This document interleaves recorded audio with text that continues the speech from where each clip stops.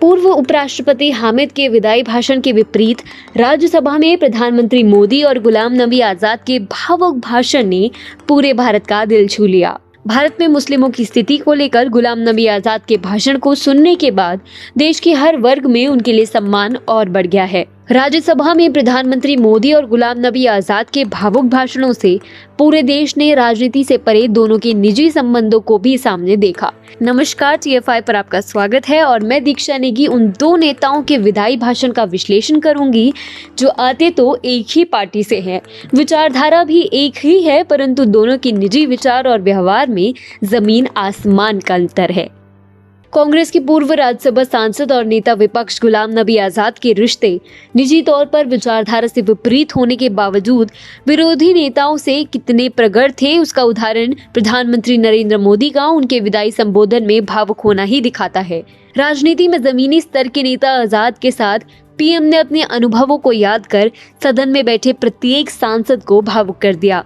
इसके विपरीत देश के पूर्व राष्ट्रपति हामिद अंसारी के विदाई समारोह में पीएम ने उनकी मुस्लिम तुष्टीकरण की नीति पर दबे शब्दों में आलोचना की थी। दोनों प्रकरणों से सामने आता है कि पीएम मोदी का रवैया उसी तरह का होता है जैसा कि किसी व्यक्ति का सामाजिक इतिहास हो। कांग्रेस सांसद गुलाम नबी आजाद और प्रधानमंत्री मोदी के बीच राजनीतिक तल्खियां इतनी ज्यादा हैं कि उसे बयां करना मुश्किल हो सकता है।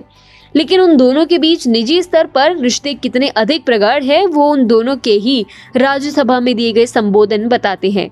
पीएम मोदी ने अपने संबोधन में आजाद साहब के साथ अपने रिश्तों का जब उल्लेख किया तो वे भरी संसद में भावुक हो गए। कश्मीर में आजाद द्वारा किए गए देशहित के कार्यों के लिए पीएम ने उनकी खूब सराहना की। उन्होंने गुलाम नबी आजाद की उस नीति की तरफ सभी का ध्यान आकर्षित किया जहां की वो राजनीति और विचारधाराओं को निजी स्तर पर बिल्कुल ही अलग रखते हैं। प्रधानमंत्री के बाद जब गुलाम नबी आजाद ने उनके संबंधों में बात कही तो वो भी काफी भावुक कर देने वाली थी। उन्होंने कहा कि जब जब वो प्रधानमंत्री के पास किसी सकारात्मक कार्य के लिए प्रस्ताव लेकर जाते थे तो प्रधानमंत्री मोदी उनकी बातों को ज्यादा प्राथमिकता देते थे। विपक्षी होने के बावजूद पीएम मोदी और आजाद के बीच के रिश्ते किसी को भी आश्चर्यचकित कर सकते हैं। इस पूरे प्रकरण के बाद लोगों को एक पुराना मामला याद आ गया जब देश के पूर्व उपराष्ट्रपति हामिद अंसारी की संसद से विदाई हुई थी। गुलाम नबी आजाद देश हित के लिए काम करने वाले माने जाते हैं, जबकि हामिद अंसारी की स्थिति कुछ विपरीत थी। हामिद अंसारी को अपने राजनीतिक कार्यकाल में अनेकों प्रतिष्ठित पद मिले थे। अनेकों देशों में उन्हें भारत का राजदूत नियुक्त करने के साथ ही विश्वविद्यालयों में कुलपति बनाया गया और उपराष्ट्रपति पद पर बिठाया गया। उन्हें उनकी क्षमता के अनुसार स्थान मिला, लेकिन हामिद अंसारी संवैधानिक पदों पर रहने के बावजूद अपनी कांग्रेसी मुस्लिम तुष्टीकरण वाली विचारधारा छोड़ ही नहीं पाए। इसी तरह ईरान में बतौर राजदूत उन्होंने खुफिया एजेंसी रॉ तक पर सवाल उठा दिए थे। उन्होंने बतौर उपराष्ट्रपति मोदी सरकारों के बिलों को भी राज्यसभा में पास करने में खूब बड़ंगा डाला। यही कारण था कि उन्होंने अपने आखिरी संबोधन में भी मुस्लिमों के प्रति रोना भी रोया था। There is a feeling of unease, a sense of insecurity is creeping in. इसके चलते प्रधानमंत्री ने उनकी आलोचना सांकेतिक शब्दों में की थी। पीएम ने संसदीय भाषा में ही उनके सारे कुकर्मों को उजागर कर दिया था।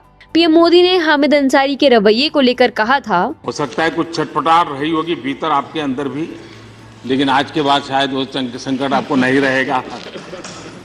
मुक्ति का आनंद भी रहेगा और अपने मूलभूत जो सोच रही होगी उसके अनुसार आपको कार्य करने का, सोचने का, बात बताने का अवसर भी मिलेगा। साफ शब्दों में कहे तो पीएम ने व्यंग्यात्मक ढंग से शाब्दिक चमाचा जड़ा था। पीएम मोदी का गुलाम नबी आजाद और हामिद अंसारी के प्रति रवैया काफी विपरीत दिखाई देता है। ये दिखाता है कि जो व्यक्ति जमीन से जुड़ा होता है और देश हित के लिए राजनीति को किनारे कर देता है तो वो विपक्षी होने के बावजूद गुलाम नबी आजाद की तरह प्रधानमंत्री का प्रिय हो जाता है। वहीं जो व्यक्ति संवैधानिक पदों पर रहकर भी राजनीति और अपने धर्म तक ही हामिद अंसारी की तरह सीमित रह जाता है तो उस प्रवृत्ति के व्यक्ति को पीएम मोदी अपने शब्दों में सटीक जवाब देते हैं और वैसा ही व्यवहार करते हैं। ये दोनों ही प्रकरण इस बात का पर्याय है कि प्रधानमंत्री मोदी देश हित के लिए सकारात्मक सोच रखने वालों के साथ दलगत राजनीति से ऊपर उठकर आचरण रखते हैं। इसलिए उनके लिए वही लोग प्रिय होते हैं जो संवैधानिक मूल्यों की रक्षा करते हुए देश हित के विषय में सोचते हैं।